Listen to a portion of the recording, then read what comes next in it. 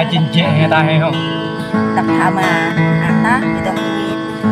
biết để làm con mà quen ngon rồi vừaรับqua mọi đồ về được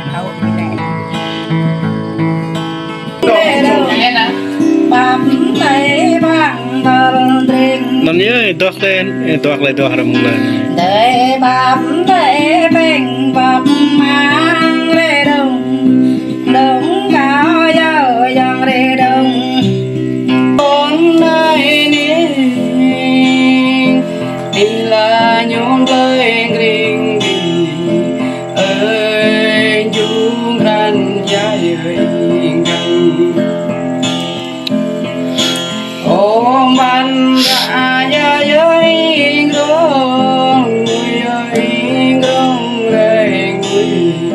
người ơi tôi đây đời bình cơ dục mình đời dòng tôi cơ dục có mừng lo dòng tôi cơ dục có mừng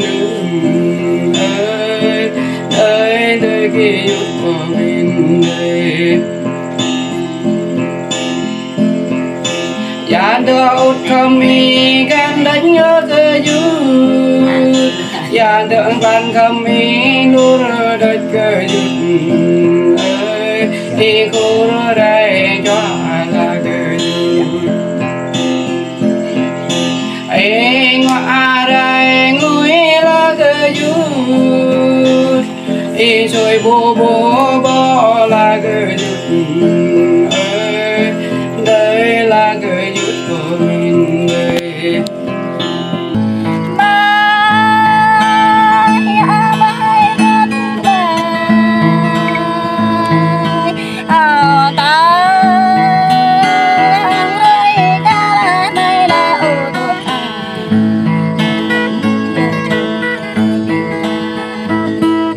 ai được không? đợt giờ mà biết nó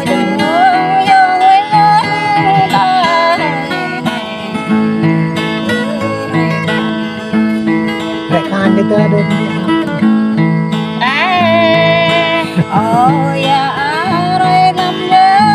nay tuột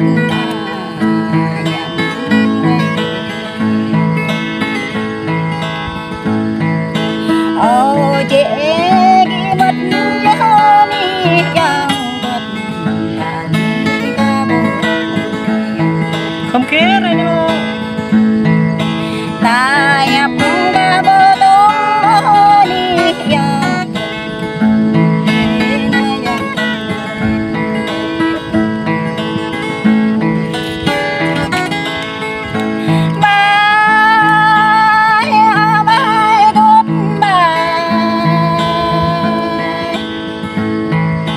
rồi nay ta tung ba la đi ô tuột rồi nay là được con đây con mà hia đây rồi gần hàng cơ nay đi tuột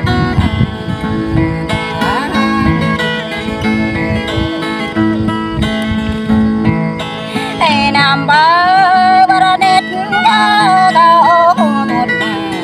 nằm là hoa đây nằm vô đêm nằm ra đêm nằm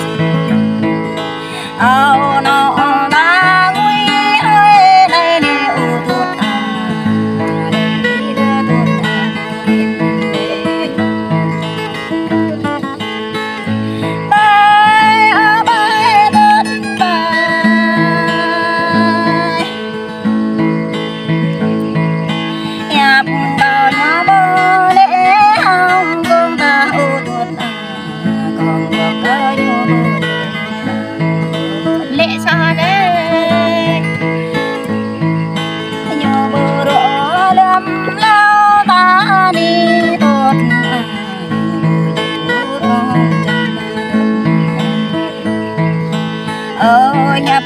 bao nhớ đêm đêm ta đi tuột đây là dòng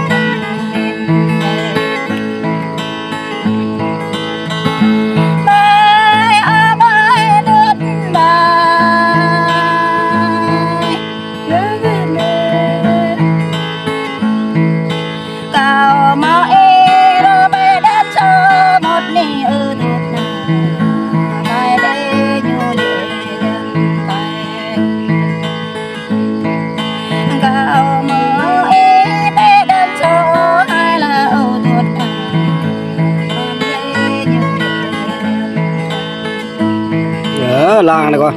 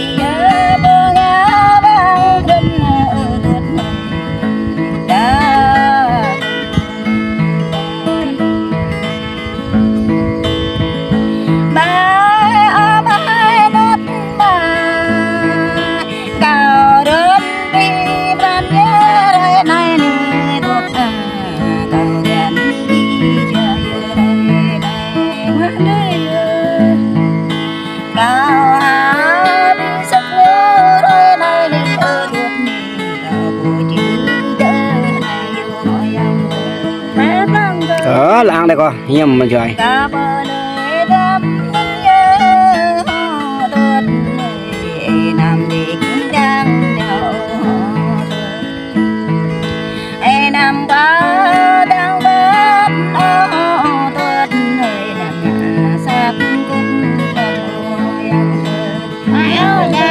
đi luôn không bài bữa à